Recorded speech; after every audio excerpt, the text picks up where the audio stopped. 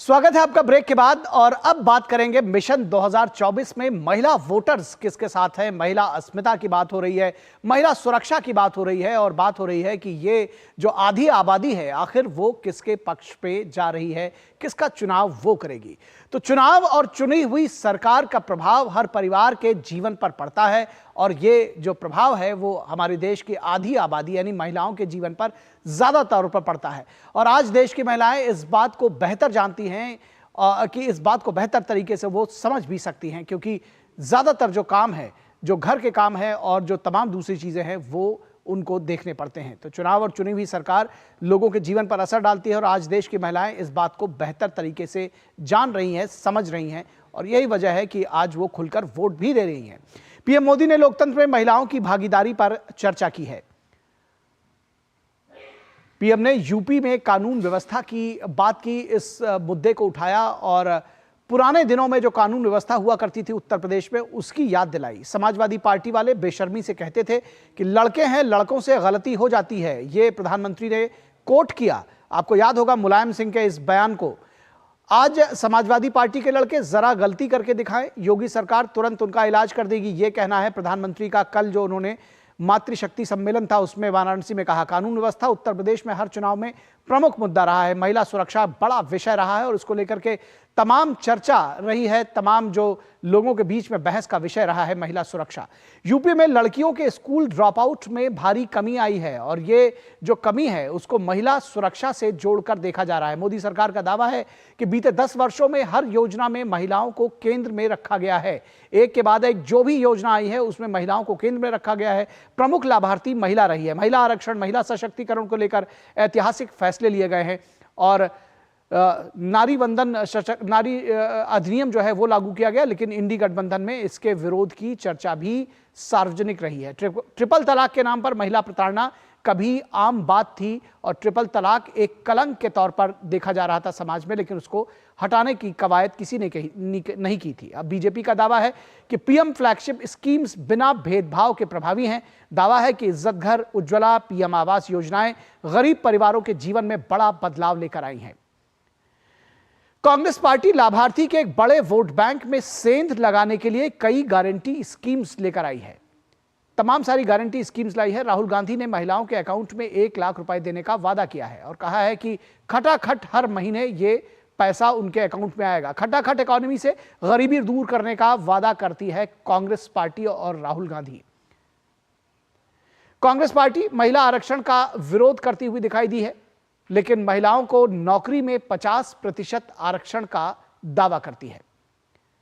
तो यह बात समझने की जरूरत है कि किस तरह से ये जो विरोधाभास है वो सामने नजर आया है। बीजेपी का लक्ष्य 3 करोड़ लखपति दीदी बनाने का है। लखपति दीदी बनाने का एक एजेंडा और एक योजना चलाई है प्रधानमंत्री नरेंद्र मोदी की अगुवाई में सरकार ने। वहीं कांग्रेस उच्च पदों की सरकारी नौकरियों में महिलाओं को रखेगी, महिलाओं को देगी।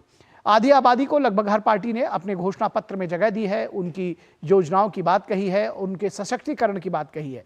लेकिन मोदी सरकार को लेकर महिलाओं का उत्साह कम होगा, इसमें संदेह कम है, क्योंकि तमाम सारी जो योजनाएं हैं वो विमेन सेंट्रिक रही हैं।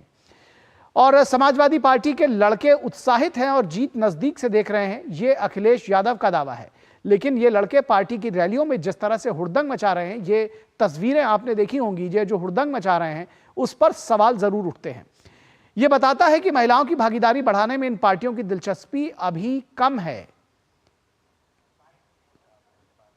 तो निश्चित तौर पर ये जो दृश्य है वो कहीं ना कहीं जब अनुशासन की बात होती है और महिला सुरक्षा की बात होती है तो उस पर जरूर सवाल उठाएंगे। फिलहाल प्रधानमंत्री नरेंद्र मोदी ने अपने संसदीय क्षेत्र वाराणसी में नारी शक्ति संवाद कार्यक्रम को संबोधित किया और कहा कि बीते 10 वर्षों में पहली बार सरकार की नीतियों से लेकर निर्णयों तक में केंद्र में महिलाएं आई हैं। क्या कहा पीएम ने, दिखाते हैं आपको।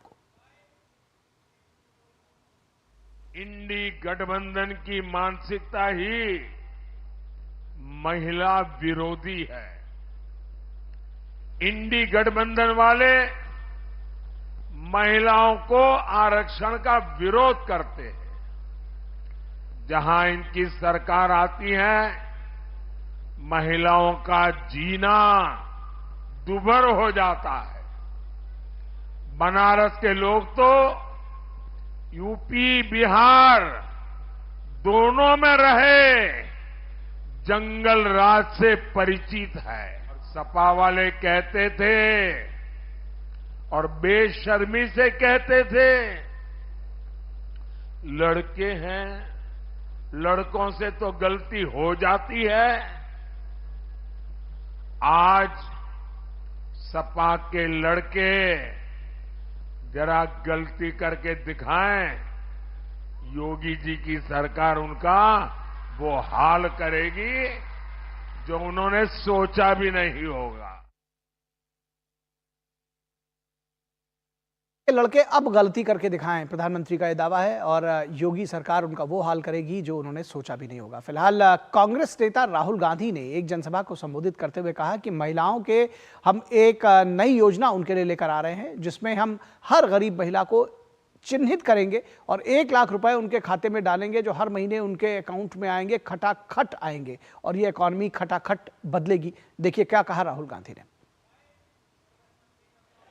सारे गरीबों की लिस्ट बनेगी, हर परिवार में से एक महिला का नाम चुना जाएगा और उस महिला के बैंक अकाउंट में साल के 1 लाख रुपए डाल दिए जाएंगे, महीने के 8,500 रुपए हर महीना 1 तारीख को खटाखट खटाखट खटाखट खटाखट खटाखट।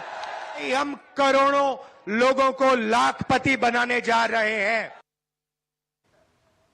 और प्रधानमंत्री नरेंद्र मोदी ने भी इस पूरे विषय में इस चुनाव प्रचार के दौरान क्या कुछ कहा हम आपको दिखाते हैं।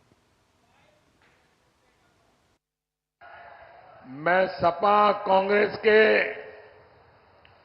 दोनों शहजादों की फ्लॉप फिल्म की बार बार रिलीज से हैरान हूं।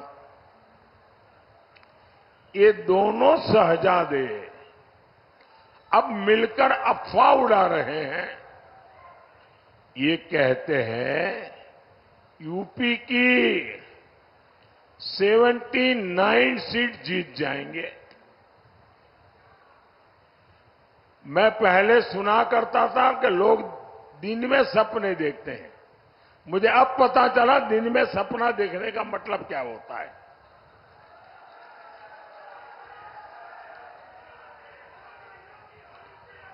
चार जून को यूपी की जनता इनको नींद से जगाने वाली है और तब ये ठिकरा ईवीएम पर फोड़ेंगे। साथियों, सपा ने यूपी को केवल बदनामी दी थी। हमारी बहन बेटियों का घर से निकलना मुश्किल था। लोग जमीन खरीदने से डरते थे। जमीन खरीदी तो कोई न कोई माफिया कब्जा कर लेता था। आपको याद है ना कैसे गुंडे माफिया सपा के मेहमान होते थे। दंगाइयों को स्पेशल प्रोटोकॉल मिलता था। आतंकवादियों को जेल से छोड़ने का फरमान जारी होता था। इसलिए मैं कहूंगा इस चुनाव में ऐसी कोई गलती नहीं करनी है जिससे इन लोगों का हौसला बढ़े। तो महिला सुरक्षा को लेकर प्रधानमंत्री का दावा था और इस पूरी खबर पर, इस पूरे विमर्श पर बातचीत करने के लिए हमारे साथ 3 खास मेहमान जुड़े हुए हैं। उनसे आपका परिचय करा दें। हमारे साथ डॉक्टर कौशल कांत मिश्रा जो कि बीजेपी के प्रवक्ता है, हमारे साथ जुड़े हुए हैं। कौशल कांत मिश्रा जी, बहुत स्वागत है। अशोक यादव जी को मैं देख पा रहा हूं, स्पोक्स पर्सन है समाजवादी पार्टी के, बहुत स्वागत है अशोक यादव जी आपका। हमारे संवाददाता राघवेंद्र जुड़े हुए हैं, माफ कीजिएगा रामेंद्र जुड़े हुए हैं लखनऊ से। उनसे भी बात करेंगे। और हमारे साथ विनोद मिश्रा हमारे संपादकीय सलाहकार जुड़े हुए हैं, उनसे भी हम जुड़ेंगे और उनसे बात करेंगे। सबसे पहले रामेंद्र आपके पास आते हैं और ताज़ा अपडेट जानना चाहेंगे, किस तरह से चुनाव प्रचार चल रहा है, किस तरह से क्या जानकारी आप हमको देंगे ग्राउंड जीरो से महिला सुरक्षा को लेकर के? कितनी महिलाओं की अगर जब भूमिका की बात करते हैं तो क्या उनका रोल है और क्या वो सोचती है? देखिए, जो 50% आबादी निखिल है, इसने सपा को भी देखा है, बसपा को भी देखा है, कांग्रेस को भी देखा और भाजपा को भी देख रही। सपा के प्रवक्ता भी हमारे साथ जुड़े। हम एक लाइव शो कर रहे थे, राजेंद्र चौधरी प्रवक्ता थे समाजवादी पार्टी के, और किसी महिला ने पूछा कि रेप की घटनाएं आपकी सरकार में बढ़ गई हैं, उत्तर प्रदेश में सपा की सरकार थी, तो उन्होंने कहा आपके साथ तो कोई घटना नहीं हुई है। ये जवाब होता। तो मुलायम सिंह की जो बात आप कह रहे हो कि लड़कों से गलती हो जाती है, इसके अलावा गुज्जर ने कहा था कि जो डकैत गुज्जर था उसने कहा कि मुलायम सिंह तो हमारे भाई हैं। तो ये अगर इस तरह की परिस्थितियां रहेंगी तो कानून व्यवस्था कैसे सुधरेगी? जो बात कह रहे हैं कि उत्साही लड़के इसलिए उत्साहित हैं कि समाजवादी पार्टी की सरकार आ रही है, यही उत्साह सड़क पर उतरता है और इसी से बदमाशी और गुंडई बढ़ती समाजवादी पार्टी में। वो अपने नेता के मंच को तोड़ देते हैं, अपने मंच को नेता को भागने के लिए मजबूर कर देते हैं। ये उत्साह नहीं है, इसको उत्साह नहीं कहते हैं। यही कानून व्यवस्था तोड़ती बाद में जाके। और यही इसीलिए जो महिला वोट है वो भारतीय जनता पार्टी को बेहतर मिलती है। पश्चिम से लेकर के पूरब तक महिलाओं का अधिकतर वोट भारतीय जनता पार्टी को पिछली बार भी मिला है, इस बार भी मिलने जा रहा है। बाद में जो बात प्रधानमंत्री कह रहे हैं कि ईवीएम का ठीकरा फोड़ेंगे, इसीलिए फोड़ेंगे कि महिलाएं वोट दे के आती। कानून व्यवस्था के ऊपर पश्चिम से शुरू हुआ है और महिलाओं ने कहा कि कानून व्यवस्था के नाम पर हम वोट दे रहे हैं।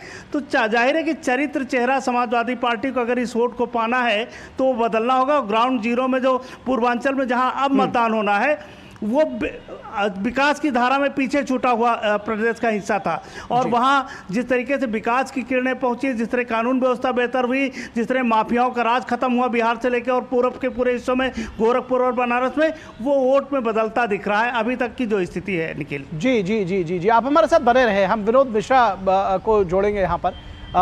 विनोद जी, ये जब हम बात करते हैं और बात होती है उत्तर प्रदेश में कानून व्यवस्था की, महिला सुरक्षा की, महिला अस्मिता की, किस तरह से देखते हैं ये जो इस बार का जो चुनाव है, इसमें बीजेपी लगातार इस बात का दावा कर रही है कि उसकी तमाम जो योजनाएं रही हैं उसके केंद्र में महिलाएं रही हैं।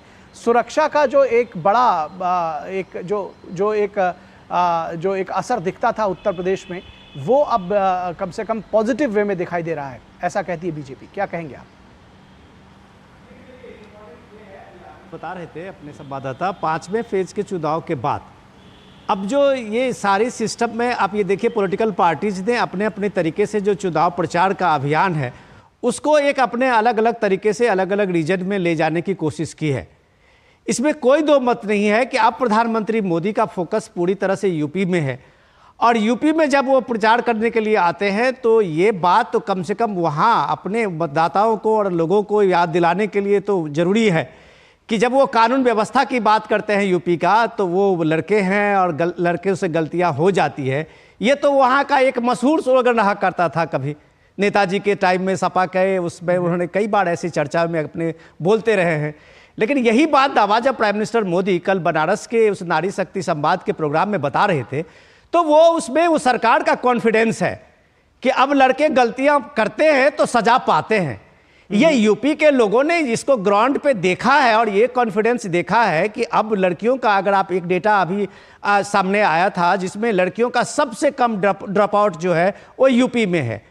अब आप देखिए कि जो पब्लिक पुलिसिंग है वो स्कूल से लेके कॉलेजों में रोमियो फोर्स के रूप में ना हो, लेकिन एक संवाद करते हुए कॉलेज में और घरों में, लोगों के गांव में जाके उनको महिलाओं को सेंट्रिक वो हर चीज़ों के लिए बात करते हुए पुलिस वहाँ दिखती है। वहाँ फास्ट ट्रैक कोर्ट का जो है आप 12 दिन में 10 दिन में आपने देखा होगा कि रेप के केस में वहाँ सजा हुई है, आजीवन कारावास हुआ है। तो ये जब आप सिस्टम में उस चीज को लाते हैं और उसको सजा कानून के दायरे में लाके उसको सजा दिलाते हैं तो एक विश्वास तो लोगों में जगता है।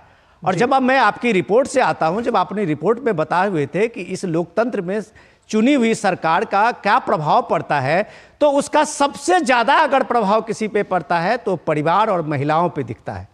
और महिलाएं इस बात को जानती हैं कि सरकारें का चुनाव का होने में और उनको चुनने में उनकी भागीदारी जो है कितना इंपॉर्टेंट है। ये आपने पिछले दौर में देखा है इलेक्शन में कि महिलाएं कितने बढ़ चढ़ कर हिस्सा लेती हैं। तो अब जबकि सारे पार्टियां ये मानने लगी हैं कि इस देश में महिलाएं और लाभार्थी जो है वो सबसे बड़ा वोट बैंक बन के उभरी है, तो आप देख रहे हैं कि राहुल गांधी का खटाखट इकोनॉमी वाला 1 लाख रुपए उनके पॉकेट में जा रहा है, या सपा का ही देखिए वो केजी से लेके पीजी तक का फ्री एजुकेशन की बात कर रही हैं। तो मेरा सिर्फ हम लोगों का सवाल सिर्फ आज का यही है कि ये सारे सिस्टम यूपी में पुलिसिंग, पुलिस फोर्स, थाने सब कुछ थे, कोर्ट, इसके बाद भी क्यों महिलाएं सुरक्षित अपने को नहीं महसूस कर रही थी? क्यों माता बहनें जो है 8-9 बजे के बाद घर से ऐसे फ्री होकर निकलना नहीं चाहती थी? तो ये जो सिस्टम आप उसी पुलिसिंग से करके दिखाया है, तो ये बात प्राइम मिनिस्टर मोदी का ये हक बनता है कि पब्लिक मीटिंग में वो बताएं कि अब लड़के गलती करेंगे तो योगी सरकार उनको उसी का हल जरूर देगी। ठीक है, इस बात का जवाब जो है अशोक यादव जी से ले लेते हैं। अशोक यादव जी, कहा जा रहा है कि अब लड़के गलती नहीं करते हैं।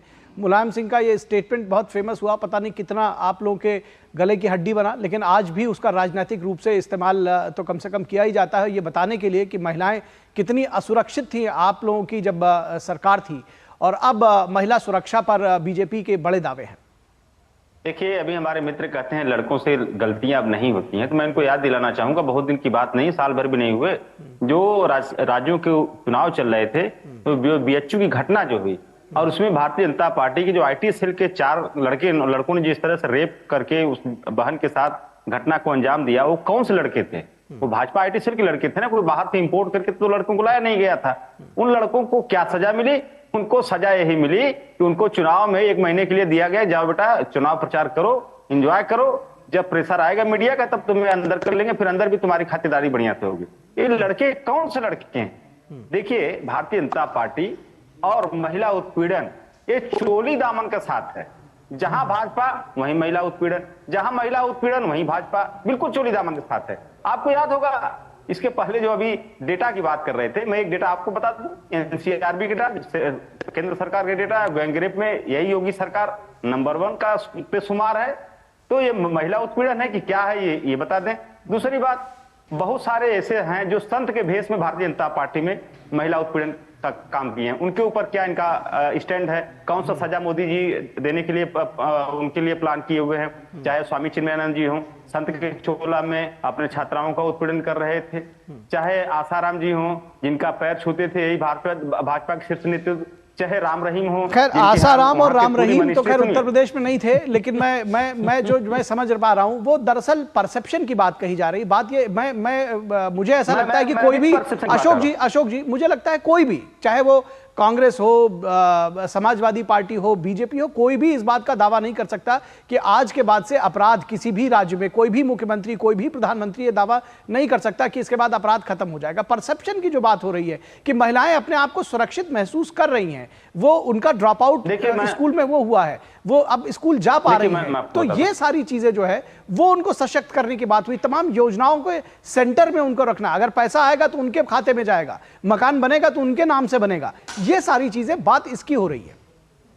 देखिए, डीबीटीएल की स्कीम किसने लाई थी? डायरेक्ट जो बेनिफिट ट्रांसफर स्कीम की योजना जो मनमोहन सरकार की थी, ये कोई मोदी सरकार की योजना थी नहीं। ठीक है। और दूसरी बात, आपने तमाम बातें कही, 2 बातें जो आपके लबोलुबाब 2 बातें हैं। एक, आपने नारी उत्पीड़न, महिला उत्पीड़न की बात किया, तो जिसका मैंने जवाब दे दिया कि चोली दामन का साथ है भारतीय जनता पार्टी का, कुलभूषण सिंह से लेकर ब्रिजभूषण सिंह तक हर लोग। आप भी बताइए, ब्रिजभूषण सिंह जैसा जो नारी उत्पीड़न किया, उसने इंटरनेशनल लेवल पे भारत की थूथू हुई या नहीं हुई? आज ब्रिजभूषण शरण सिंह के बेटे को टिकट दे दिया गया। ब्रिजभूषण सिंह शरण सिंह के बचाव में पूरी मोदी सरकार चट्टान की तरह खड़ी नजर आई। मुझे लगता है कि आप लोगों को देखना चाहिए, लेकिन आप लोग देखने के लिए तैयार नहीं है। दूसरी बात देखिए, आपने कहा गुंडागर्दी की बात, आज जो एडीआर के डेटा की बात मैं कर लूं, 49% गुंडे और अपराधी इसी योगी सरकार में मंत्रिमंडल में शुमार है। आप रिपोर्ट उठा के देख लीजिए एडीआर की, 49% गुंडे मवाली योगी सरकार के मंत्रिमंडल की शोभा बढ़ा रहे हैं। बाबा जी का स्टैंड है इस पे, और 44% गुंडे और अपराधी मोदी सरकार की शोभा बढ़ा रहे हैं। भाई साहब, ये कहां से डेटा लेकर आए, मैं इसको क्रॉस चेक कर लूंगा, लेकिन फिर मैं उसी पर आता हूं कि जब परसेप्शन की बात होती है, जब योजनाओं की बात होती है, जब ये होता है कि उनको कौन सशक्त बना रहा है, तब उसी का तो दावा बीजेपी कर रही है। और वो दावा आप लोग नहीं कर पा रहे हैं, क्योंकि आप जिस तरह से देख रहे हैं, आप देखिए अशोक जी, मैं आपके पास आऊंगा, मुझे डॉक्टर कौशल कांत के पास भी जाना है, लेकिन जिस तरह से मंच पर जो हुड़दंग मच रहा है, इमेज किसकी टार्निश हो रही है उसमें, ये तो आप लोगों को समझना है। कौशल कांत जी, अशोक जी ने बड़े गंभीर आरोप लगाए और कहा कि चोली दामन का साथ है बीजेपी का और महिला उत्पीड़न का, और आप जो दावे कर रहे हैं वो निराधार है।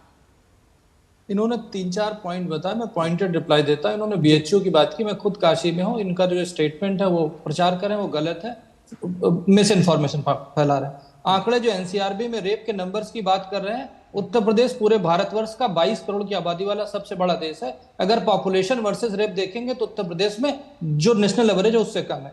तीसरी बात, इन्होंने कुछ नाम लिए और नाम लेकर के उनकी बात की, तो मैं बता देता हूं उनके सबके ऊपर बृजभूषण जी की बात हो रही है, बार बार बात हो रही है और उनके बारे में कहा जा रहा, तो उनके ऊपर कोर्ट कार्रवाई करे, आरोप फिक्स हो गए हैं। तो ये कहना कि कानून काम नहीं कर रहा, वो सब कुछ काम कर रहा है। अब मैं कुछ आंकड़े देता हूं जो सच्चाई बताते हैं।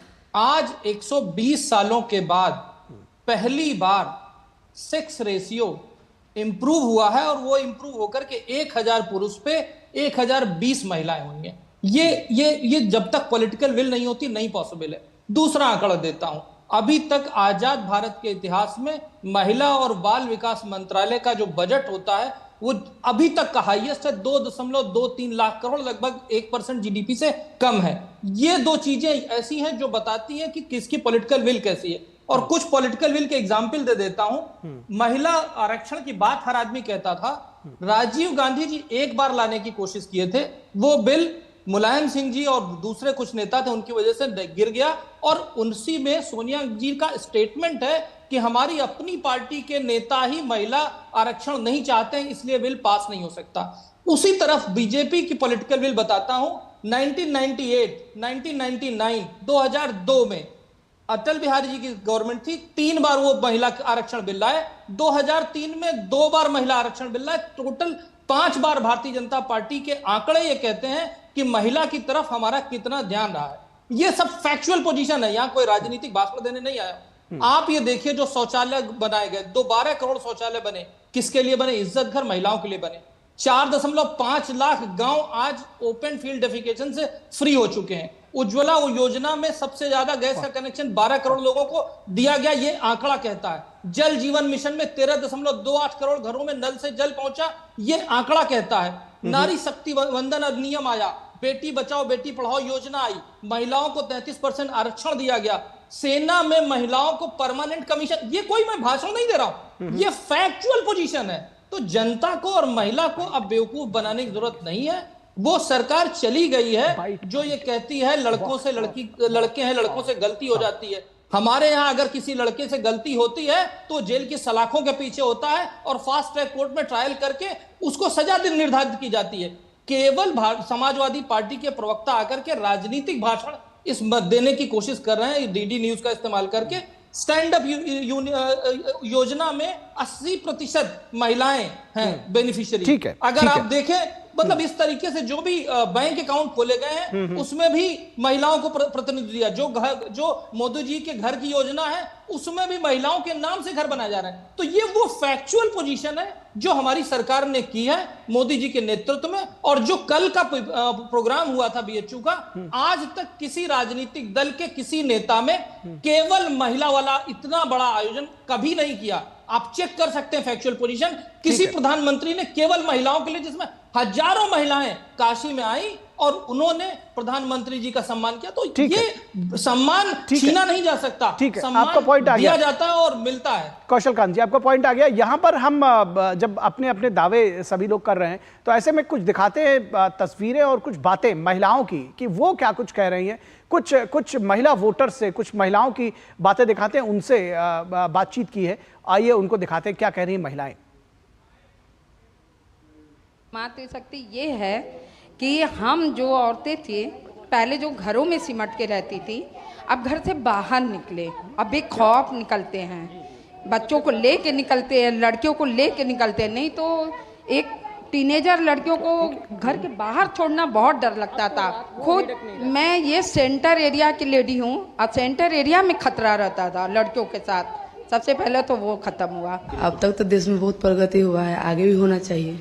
बिहार में जो कमी है वो पूरा हो सके, रोजगार चाहिए, जो मतलब मेरे समाज में जो कुछ भी नहीं है वो होने चाहिए। हर चीज लाभ मिलता है। ये लेकर वोट गिराने आए हैं सरकारी। राशन उसन मिलवे किया है, सुविधा में गैस उस मिलवे किया है। अब बच्चा सब को फिर भविष्य को लिए कुछ बनना चाहिए।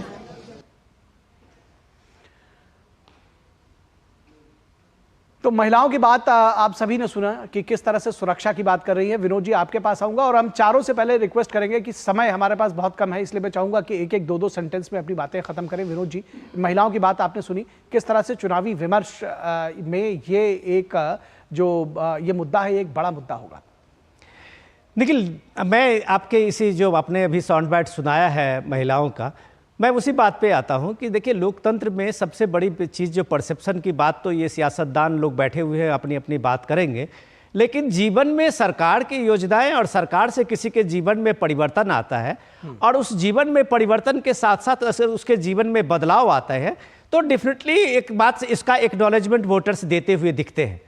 और ये एक्नॉलेजमेंट जब आप देखते हैं कि वो वोटर्स के रूप में जो महिलाएं आप पिछले 10-12 साल पहले की जो देखिए उसकी तादाद लगभग कम हुआ करती थी, इस तरह से महिला वोटरों का जो उत्साह था, आज जो जीवन में ये बदलाव है, ये उनके जीवन के बदलाव को ये रेखांकित करते हुए जब मतदाताओं में आप देखते हैं महिलाओं और पुरुषों की तुलना में, तब आपको ये साफ साफ दिखाई देता था कि व्यक्तिगत जीवन में क्या बदलाव हुए।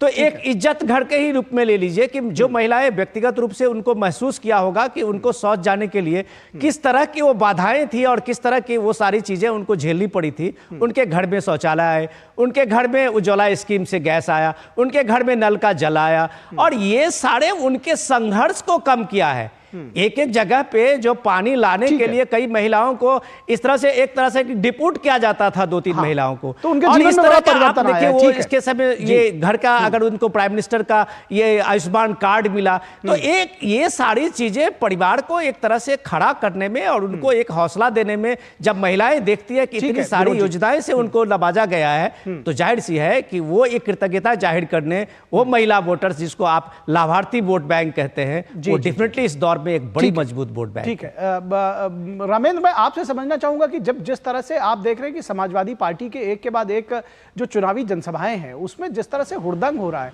क्या ये महिला वोटर्स के मन में किसी तरह का डर पैदा करता है? मैं बहुत जल्दी से आपको रेफरेंस देना चाहूंगा कि ये जो जनसभाएं की ही बात नहीं है, बल्कि इसके पहले चाहे जब मुलायम सिंह ने शपथ ग्रहण किया था, आपको याद होगा राज्यपाल को सुरक्षा में एस्कॉर्ट करके ले जाना पड़ा था। 2022 में जब अखिलेश यादव ने लिया था तो उसी तरह से हुड़दंग हुआ था। तो क्या ये कहीं डराता है महिलाओं को, आपको लगता है?